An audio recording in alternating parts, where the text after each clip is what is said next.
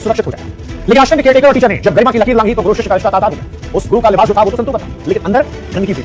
आधी रात हॉस्टल में पढ़ने वाली छात्राओं को अपने कमरे में बुलाता। ये जो दुष्ट लोग हैं धर्म का चोला पहन करके सबसे अधिक आक्रमण जो कर रहे हैं पृथ्वी के 7 धारक तत्वों को विकृत करने में कर रहे हैं। पृथ्वी के 7 धारक तत्व कौन कौन से हैं? गोभी वेदिश्च विपृश्च सतीभि सत्यवादिभि आलुब्धय दानशीलश्च सप्तभि धार्यते महि। तो ये 7 जो पृथ्वी के धारक हैं इनमें से एक है मातृशक्ति। तो मातृशक्ति को विकृत करने के लिए विधर्मी लगे हुए हैं धर्म का चोला पहन करके। और विष्णु पुराण के अनुसार व्यास जी ने अपने दोनों हाथ उठाकर इस बात को कहा है कि भाई कलयुग में जो स्त्री है वो सबसे ज़्यादा भाग्यशाली है, जो शूद्र है वो सबसे अधिक भाग्यशाली है। क्यों?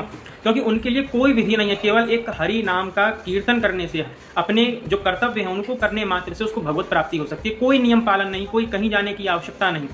किंतु जो मातृशक्तियाँ हैं वो इन दुष्टों के संसर्ग में आ जाती हैं, क्योंकि भोली होती हैं तो फंस जाती हैं। इस प्रकार से ये दुष्ट लोग उनका लाभ प्राप्त करके अपनी दुकान खड़ी कर लेते हैं। एकादश स्कंद में श्री कृष्ण कहते हैं आचार्यम माम विजानीयात्, आचार्य मेरा ही स्वरूप है। ऐसे पाखंडी लोग भी हैं जो गुरु के प्रशंसा रूपी जो शास्त्रों में शब्द प्राप्त होते हैं उनको सुनते सुनाते हैं, तो उनके चेले उनको भी भगवान स्वरूप समझ लें कि हमारे गुरु तो भगवान विष्णु के समान है। किंतु कौन गुरु? जो शास्त्र सम्मत कार्य करे, जो शास्त्र सम्मत चले, जो वेदों के विरुद्ध और शास्त्रों के विरुद्ध चले, ऐसे गुरु की शास्त्रों ने और संतों ने दोनों ने ही निंदा की है। गुरु लालची, शिष्य लोभी, परमारथ रही अदाग, दोनों डूबे बावरे चढ़ पत्थर की नाव। तो इस प्रकार से निंदा परक शब्द भी हैं। गोस्वामी तुलसीदास जी ने भी निंदा की है, कबीरदास जी ने भी निंदा की है, चरणदास और भगवत रसिक जी ने भी निंदा की है। तो उन जो निंदा परक शब्दों को आप देखेंगे तो आपको स्पष्ट हो जाएगा कि किसकी बात मानने योग्य है और किसकी बात मानने योग्य नहीं है। ऐसे में आप अंधभक्त नहीं बनेंगे, भक्त बनेंगे।